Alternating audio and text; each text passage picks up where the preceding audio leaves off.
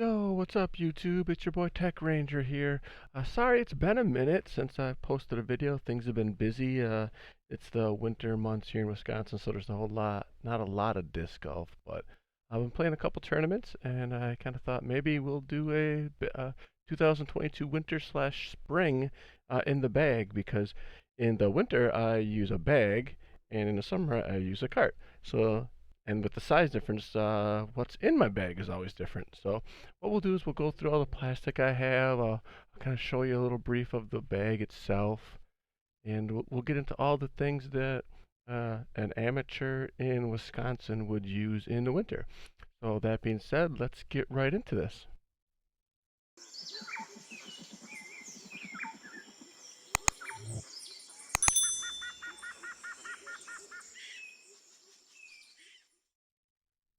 Okay, so this is the bag that I'll be using for the winter and wet months here in Wisconsin, when I cannot use my R3 cart.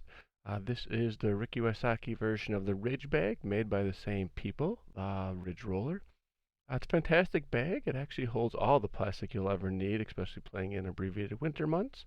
As you can see, there's a metal frame in it that allows this to actually be a seat, and it can hold plenty of weight for any person. I saw a video where they actually had a offensive lineman for the Green Bay Packers sitting on it. So it is plenty strong, surprisingly lightweight. Has plenty of discs. It has a putter pouch, an approach disc pouch, and your main compartment with big side pouches. So it's a really great bag. They make many versions of it, not just the Ricky Wysocki version. But this will be the bag that I will be using for the winter months and the wet months here in Wisconsin, where it's not really great to use a cart. So that's enough on the bag. Let's get into the plastic in the bag. Okay, now that you have seen the bag that I used, the Ridge bag by Ridge Roller, let's get right into the actual plastic in my bag. We'll start with putters. What I do with putters, I treat them a lot like I do traditional golf, where I rotate my putter a lot. Because in traditional golf, the same as in disc golf, it's all about confidence. And if you lose confidence, what I've always found is a really quick way to gain said confidence back is to simply switch putters. And that's a whole archer versus the arrows debate. Obviously, it's the archer. Obviously, it's myself. I'm the reason I'm missing these putts. However, by simply switching putters, I gain a false sense of confidence, which can trickle down and actually give me real confidence and allow me to be a good putter. I know it's not perfect, and hence the life of an amateur. I'm not afforded the opportunity to practice hours and hours a day because of life and work and family and all that, but I try. So I gotta do what I can to gain the confidence. All that being said, super long story. All that being said is I am currently back to putting with Lunas. This was my primary putter for all of last season. I really liked it a lot. It's that rubber blend Luna. It's gotten to be pretty beat up, if you can't tell. So what I am doing is I'm actually rotating to be this as my primary putter. It's the same run of the Luna. It's just a little newer. It was my backup, so now this is my primary putting putter, and this is the putter since it is a little more beat up now. It tends to glide a little more and flies a little straighter to maybe even understable. So this is the one I use when I have longer putts that I might need to flex to kind of come back, or it just it's my longer putting putter, because it just feels really good in my hand because I putted with it for so long. But these are my putters, the Lunas. That's what we're going with right now. Next, we will go into my approach discs, and in no order, I will just kind of go through them. I'm currently using the Berg. This is one that I've always been kind of interested in it because of the uniqueness of this little lip, and for whatever reason I like discs like this, like the Peg does this too, has this little lip. The thing about the Berg that I like the most is it wants to get out of the air. It doesn't have any glide. And now at the end of this video I will post all the flight numbers for all these discs and all that too. But it doesn't have any glide, or at least that I can tell. It flies very straight on whatever angle you put it on. It's going to fly on that line, but it wants to get out of the air, and for whatever reason, it just stops. It's just the way that it's built, and I really, really like it. This one is 172 grams. I'm not really good enough to really matter about the weights. I understand that they do matter, um, but it's playing 172 gram is not going to keep me from playing with this because it's not a max weight. And to be honest with you, unless you have really big arm speed, max weight kind of almost irrelevant. But this is my berg. This is my straight approach disc that I want to kind of land right at the basket. This is the I don't want to actually have a putt approach disc. Next is we will go with our understable disc. I putt with a classic blend. I don't really putt with it. I should rephrase that. This is a classic blend deputy. This is my understable kind of get out of jail disc. It's got nice uh, give and bend to it, which I really like in a lot of my approach discs because they tend to land softer. But this is primarily for a forehand, and I use it when I want to have a right to left turn around a corner, when I want it to Anheuser. Um, and it glides very well. It's the four glide, you can kind of feel it. Um, I just have really found that this just fits my hand well, fits my forehand form right, and I just get a little snap on it, just kind of turns slowly and lands. Very situational disc, but something you should have in your bag is a very understable approach disc. Next is my overstable approach disc. I switched to the Razer Claw 2. I was primarily using this A3 that I'll get to in a second, but this kind of turned into my backhand because what I've found is it doesn't have any glide. I mean, obviously it does, but it wants to just kind of go right and come back left. And I love having that in an approach disc when I can just throw it up on a hyzer and it's going to come right straight back down. So it's very easy to, it's very reliable, and I think that's really important in your approach game. Just like in traditional golf, the whole concept of you drive for show, you putt for dough. Um, Same sort of thing with your approach. You gain and lose a lot of strokes around the basket, and these approach discs that I'm kind of showing you here are the ones that make it so you can drop in putt, or if you have a 28 footer. And as an amateur, 28 footer is not a fantastic putt to look at all the time. So this is my backhand overstable approach disc, the Razer Claw 2. If you have never used one before, it's a tactic. I have an Exo Soft tactic that I use as my primary forehand disc typically. However, it is white. And white in Wisconsin winters is not fantastic. So that's where this guy came into play. And I will be doing an in the bag when it gets to be the summer months because a lot of these are going to change. Because I found this past winter that I use a lot of white discs. So a lot of these will come in and out of the bag. But currently right now in the winter, this is my overstable approach disc. Next, my A3. It's a 400 plastic. I love this disc. It's got nice bend. Whatever reason, I'm normally not a beaded guy, but this guy just fits so well in my hand with the way that I have a very unique forehand grip. I kind of grip it like this. Sometimes I'll kind of slide it in like this if it doesn't have a good track, but this, for whatever reason, I can hold it like this, and it just gives me a nice amount of snap, and this finger allows this to push up and keep my nose down. I just, whatever, it just fits really well. This usually is my backhand approach disc. Hyzer backhand. But since I have the Razer Claw, I'm using this primarily as my forehand. I could use it for both, but I'm kind of a nerd like that where I like to have a tool for the task. Not to say that I don't ever use this on backhand if it's just feels right, because this one has a lot more give. It's easier to stick around the basket. So next is I have a Mega Soft Shield. And as you can see here, they are not lying. It is soft. This is extremely, extremely valuable disc for me in the winter here in Wisconsin. If you've ever played really wet winter snow rounds, what you notice is the highest traffic areas, the snow packs down and becomes ice. This disc does not slide. It's so soft, it just stops. So I use this almost as my putter, And anything that I am not confident that I'm going to make, that it doesn't slide 35 feet past the basket. Like I had a tournament this past weekend where it had snowed the night before, and then it rained, and it snowed, so there's ice everywhere. I use this on almost every single hole, just as my putter, where I can give it a run, but knowing that when it lands, it's not going to slide. It's just going to kind of grab. Even on ice, for whatever reason, it grabs. I don't know. I love this disc. Very situational though. Like in the summer months, I'm not sure how much I'm going to actually use this disc, but winter, very, very important disc for me. Next, let's get into my mid-ranges. I don't carry a lot of them for whatever reason, and I understand that that is a flaw, but it's something I'm working on, and I'm trying to implement that in my game. But I'll get to that later when we start talking about other discs. Firstly, my Overstable Mid-Range is an MD5. Just like the A3, it's got that, if you look at them here, they're very similar in actual shape.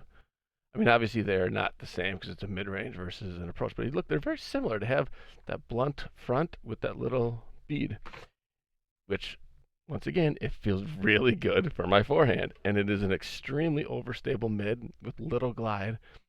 So this is my longer than my A3, but not quite, say, a Raptor or a Firebird. It fits that little middle range, and a wind fighter. Like this past weekend in that tournament, it was 20 to 35 mile an hour winds. So this guy got a lot of play. So I love this disc. And the MD5s, for whatever reason, are kind of hard to come by. So every time I see one, I kind of snatch it up. Next is Iron Samurai 3. It's a C-Line MD3. I love an MD3. And as a straight as an arrow mid. This is it's a newer one, obviously, this Iron Samurai. What I like about it is very flat. And I'm not sure if you guys are familiar with how these Iron Samurais work, but they have two colors. One has more dome, the blue one I believe it is, and this pink one is flatter. And I just tend to always migrate more to a flatter disc. They just feel better in my hand. And a fan grip like this, they just feel better in my hand. Obviously, you can see it's pretty new, hasn't been broken in fully yet, but it's an MD3, and from what I've thrown so far, it goes right where I throw it. It's just point and shoot.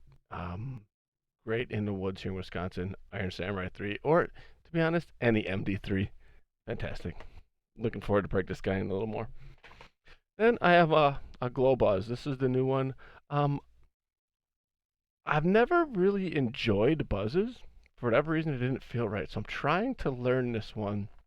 It's a one that's in my bag, but it's more of in my bag just to kind of, it's a backup. Like if I were to lose my MD3 in a round, I feel like I could just slide this guy in and it would be a replacement. And when I'm doing practice rounds, to kind of throw it and get used to it. But buzz, everyone loves a buzz. For whatever reason, though, I never found it super comfortable. But this one, however, it's this tackiness. It helps. So I really think I might like this one, but can't go wrong with the buzz, really. Okay, now here's the biggest thing we got going right now. I have always been a Firebird guy. And if anyone knows me, I am a predominantly forehand player. But for whatever reason, my Firebirds, I've lost a little confidence in them. Except for this bad boy. This is my favorite disc in my bag. It's my first ever tournament ace. I've had this in my bag now for 2 years. It's starting to beat in a little bit, but it's this champion. So it's still a Firebird. It's still overstable, but what it's starting to do is it's starting to fly straighter, longer. It has turned into more of my approach Firebird. I look at it like it wants to go in the basket.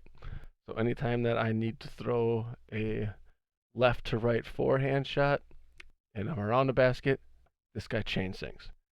Sinks? Chain seeks. Words are hard this morning. But I throw this anywhere around the basket because I know it wants to go in the basket. So this is really the only Firebird I still have in my bag. I used to carry 5. Now I got this guy. but he will always be in my bag until he decides to go on the wall. Because first tournament ace is pretty cool. But what I have done is I've actually switched to Raptors. I've always thrown Raptors, but more of as a side note, like a compliment to the Firebird. So in my bag currently right now, and this is a learning process because this just happened after this last tournament when my Firebirds kind of left me. I just made an executive decision that I'm going to go to a Raptor primary. It might suck and fail, and I'll be back to Firebirds in 2 weeks, but this is where we're at right now. And 2 of these have been in my bag before, so they are not new discs to me. This one right here, first run Z Raptor, super flat. I was using this disc actually more than a lot of my Firebirds at the time, especially off the tee. This is more my driving Firebird. It is a Raptor. This is more like my driving forehand disc. First run, because for whatever reason, this first run was very overstable as compared to a stock run Z Raptor, which is essentially just a backup to this guy. Got a little more dome to it. I don't know if you can tell there or not. A little more dome, or this one's flatter, but this literally is the backup to this as my primary forehand driving disc. Then I also I noticed while playing in that tournament that especially in the wind, I needed because Raptors are reliable, just like Firebirds are reliable. But even a reliable Firebird sometimes can't handle the wind. So that's where I have moved to putting these 2 in my bag. This is the Tour Series from this last year, the Paul Uberry one. Very, very overstable. And once again, as you can notice, very board flat, which I like. But this one is probably going to be more my backhand. My backhand Raptor. Because you need a straight go left off the tee disc. That's what this guy is turning into. And then you got the new Captain Raptor. I've thrown this a few times, and it is exactly what I want it to be, a total meat hook. I have a tilt in my bag as well, but my tilt is more for get out of jail, super weird, random. It's an off the fairway disc. Where this is, I needed to go left to right and left to right in a hurry, or right to left and right to left in a hurry. So this is more of a fairway / driving utility disc. But I think you should have it in your bag at all times because I wish I had it this past weekend with that wind. Because I was even turning over Firebirds, which was insane. But I think this would have been able to fight it. So I have now officially become a Raptor guy, at least for the foreseeable future. So that's where I'm at. Next, we are going to we will call it my mid-ranges. I don't have, or not mid-ranges, my fairway drivers. I don't have a lot of them. I carry more in the summer. But right now, I have this bad boy. It's one of my favorite dies that I've done. It is 165 Grams Sapphire. This thing used to be point and straight. Point and shoot straight. Like we used to go, I would throw it flat and it would literally fly flat and maybe have a little hook at the end. And just a low speed turn at the end. But as it's beaten in, this thing has actually become my turnover shot where I throw this on Anheuser and it just glides. I love this disc. This and my Champion Firebird are my 2 most used discs. I could play a round of disc golf with these 2 discs. And this one goes that way, and this one goes that way. Or depending on how you throw them forehand or backhand. But this is kind of my fairway. This is my fairway driver slot, is this disc. In the summer, that changes. I have a few that are sitting, but once again, they are white. I do have an overstable fairway. I do have a really straight fairway now.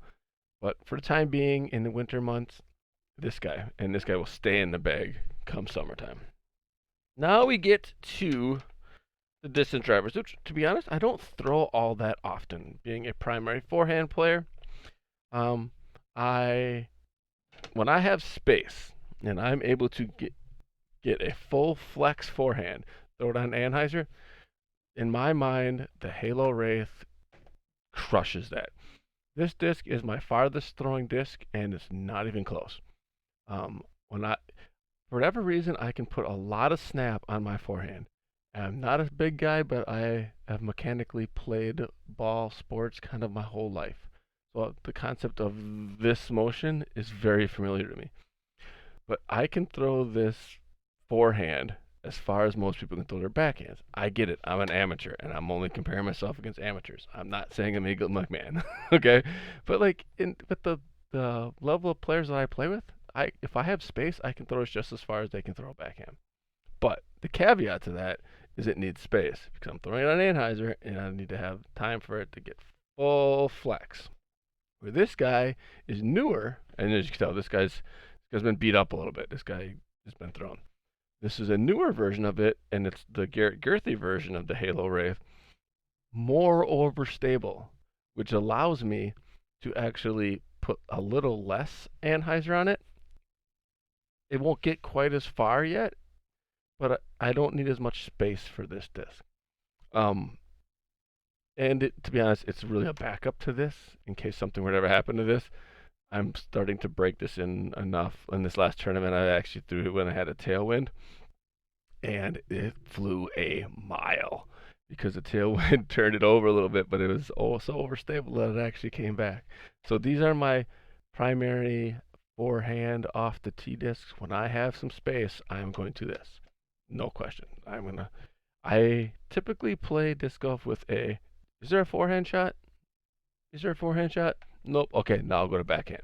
That's how I look at disc golf. Then I have this guy, which is a PD2. I love a PD2. They're just great. They're great discs. They are meat hooks. You can throw them flat. They're gonna go for a while, and they ain't go like that. Throw them forehand. I like this as a forehand, throwing it on Anheuser, and I can throw it like almost on that kind of Anheuser. I don't know if you can see it or not, but like pretty aggressive. With enough height, it is going to pan out and come back. So it's really good about if I'm pinched off and I need to get around a corner that is right to left, and I can't really get a backhand up like that, I can just throw it like this. This is my woods chucker. Like when I need to get around corners, get out of the woods, it's this bad boy. I had a different one. Rest in peace this last weekend. I lost it in some casual water. Could not find it because it, like I said before, it rained. It was just god awful. But this was my backup, so now this is moved into the starting rotation. My other PD2 has been in my bag for 2 years, and it was beat in perfectly. It was actually starting to fly relatively straight almost, at least for a lot longer, but then still have that PD2 finish. So this guy's pretty new, and he's moved into the starting lineup. This was with my custom New World stamp. It's not a stamp. All right, now we're coming down to my distance drivers. Like most amateurs, I probably shouldn't throw them. I'm not sure that I have the arm speed to throw them, but like any other amateur, I have them in my bag because they're the big dogs. You let them eat. So, I'm currently in a rotation where I'm still trying to figure it out because I used to throw a Cloudbreaker 1 and I had it in my bag. I got it used from a guy and it was beat in perfect. And then I played with it for 2 years and it beat it in even better. So backhand or forehand, it was laser beam straight. It was so good, but then I lost it at Northwoods and I have yet to been able to replace it. With a disc that does the same thing. I'm trying really hard to find it. But right now, the Cloudbreaker 3 is trying to be that guy. The only difference is if you can hear that, it's a lot more pop-toppy than what my Cloudbreaker 1 was. But the nice thing about it being pop-top is I put on a little Anheuser, and it can flex very well. If I throw a flat, it even stands up. It's just I don't quite have the arm speed to be able to do with this disc what it really should be able to do.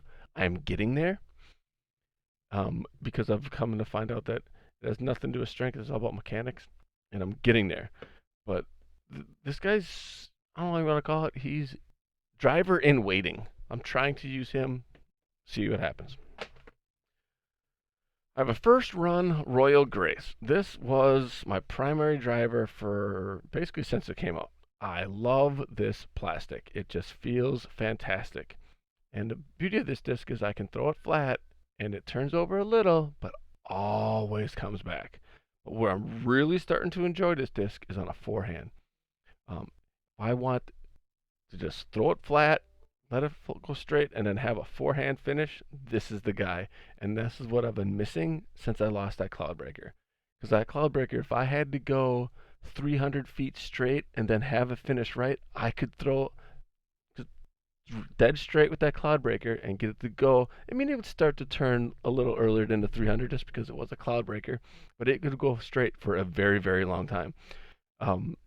This guy, I have yet to find a replacement for that, but this guy was my backhand, but I've been trying it forehand because it just feels glorious. But right now, this is my primary backhand overstable, straight to overstable driver. I don't use these discs a lot because, like I said, if I have space for a forehand, I'm going to throw a forehand because I can just throw it farther than I can a backhand. Then we have this Huck Die S-Line DD3. This one is the one I am trying to have it replace my Cloudbreaker because, as you notice here, it's pretty flat. It's a lot flatter than most DD3s that I've thrown. And I've had it in my bag, and it used to be my primary backhand. So it's got a little wear, not a lot, but it's got a little. So I'm trying to see if this can turn into that just pump forehand or throw it nose down, pretty straight, maybe a touch of Anheuser. I mean, I'm talking a touch of Anheuser. Just get it to fly straight for a long time and then hook up with that forehand finish at the end. That would be great. Like I said, I'm still a work in progress with my drivers because I've lost a few and I don't know what is going to replace them quite yet. So there's that, guys. There's that. And then, like I said before, I have one of these bad boys in my bag. Tilts are weird. I guess that's the best way to describe it. They're weird. They are not a good disc for everybody. I should rephrase that. They are not an everyday, every round disc. They're a disc I think every player should have in their bag, but have in their bag from a situational standpoint. There are a lot of times, especially here in Wisconsin, where we play a lot of wooded courses, where I'm in some crap. And I need to throw it like this to get through an initial gap. I mean, I'm talking aggressive Anheuser because the gap is only 2 feet wide, but I need it to finish right. And you throw any other disc like this, it's going to be either a roller or it's going to go left. Or if I give this enough height, like this, it's still, because it's a tilt, it's still going to fly, flex, flatten out, and come back right. And it's not going to get very far because it wants to get out of the air, but it's very nice to use. What I found most useful for this is I can't throw a grenade. I don't even know how that mechanics work. What I can do is I can throw a very, very hyzer backhand. And if you do that, it goes straight up and straight down. So a situation where you're just behind a big line of trees, and you could try to go through them because the trees are 90% air, but it makes way more sense to just go right over the top of them. And you throw any other disc like this, it's still going to finish. The air's going to catch it. It's going to go left. This guy, for whatever reason, is straight up and down. Or in a tomahawk, or any sort of overhand, same thing. Laser beam straight line. A tournament last month, 2 times, exact same hole. Got behind a big old pine tree with the basket on the air side of it. I just threw a tomahawk right over the top, straight as an arrow. Landed right where I landed, 2 feet from the basket both times. This is a very, very good utility disc, and I think everyone should have them in their bag or some variation of this. Just an aggressively stupid overstable disc that you know can get you out of jail. So that is my bag. We will look at, let me grab these really quick here, give you a quick synopsis here. Putters. Lunas, love them. They are currently what I'm putting with. Have a lot of confidence in them. Approach discs. Where are they? my approach discs. A3, Classic Blend Deputy, a Berg, a Razer Claw 2, and my Mega Soft Shield. My mid-ranges, an MD5, an Iron Samurai 3, and a Buzz. I'm going to need a lot of room here for my fairway drivers. Fairway driver, lightweight, Sapphire. Love this disc. Get yourself a Sapphire. They're legit. Not, let me see, now my forehand discs or my, I don't know what you want to even call these. I guess they're called fairway drivers, so that's why it's a little misleading when I said my Sapphire is my only fairway driver. But I put these almost in their own class for me. These are my forehand discs, and not all of them are. Firebird, only one in a bag, but that's my dog. Primary off the tee is the first run Raptor. The backup to that is another Raptor. The Eula Berry Tour Series is my backhand version of it. And my Captain Raptor is my not quite tilt, but awfully darn close. This guy has enough glide to actually stay in the air a little bit. This guy just wants to get to the ground. That one glide, I mean, I think that's even a little heavy. I mean, if there could ever be a negative glide, that disc probably has it. Then I have my Super Meat Hook Get Me Out of Jail PD2. I know that a lot of people use PD2s as drivers. This is more my backhand out of the crap disc. Primary forehand drivers are my Halo Race. Primary guy, backup, will soon eventually be the primary guy because I'm even noticing this guy's getting to be pretty understable. Drivers, don't quite know what I'm doing with these yet. Cloudbreaker 3, Royal Line Grace, and D3. Forehand, backhand, question mark. This one I feel like has the most potential to be a very, very far throwing disc. I just have to learn how to do it. So, that is my bag. Hope you guys enjoy it. Please leave any comments below. If you disagree with some of my disc selection, you have suggestions for me, I could use some help because I'm an amateur. And an amateur who played a lot in college, but then took a long time off like the rest of people kind of do. You go do things, and then after COVID happened, people got back into disc golf, and myself included. And I'm glad I did because I love it. I loved it when I played back then too. But I've gone all in. I'm still trying to learn my bag. My bag is ever changing, as I think it should be, to be quite honest with you. If I work in the technology industry, and there's kind of a saying, if you're doing the same thing you did 2 years ago, you're obsolete. So you should be looking for bigger and better ways to do things. So I'm open to any suggestions, so please leave them in the comments below. If you like any of my discs, you think they're cool, whatever, leave them in the comments. If you think I'm stupid and this wasn't a good video, let me know. I want to know all this stuff, man. You can't learn things and how to do things better if you're not getting both positive and negative feedback. So if you could do all the YouTube things, like, subscribe, share, all that, that'd be great. I would like to thank my sponsors, Team Wingz, local shop here. They're nice enough to sponsor me. Black Zombie Disc Golf, nice to be a part of that team as well. I'll put links in the description to all of their links to their shops and things of that nature. But I'm very grateful to have them part of my journey. Brad at Wingz has been nothing but fantastic with me and helping me grow in the sport, and I give him all the thanks in the world. So if you could do all the likes, subscribes, and all that jazz, like I said before, and besides that, if you guys can do what you always do and just keep being awesome.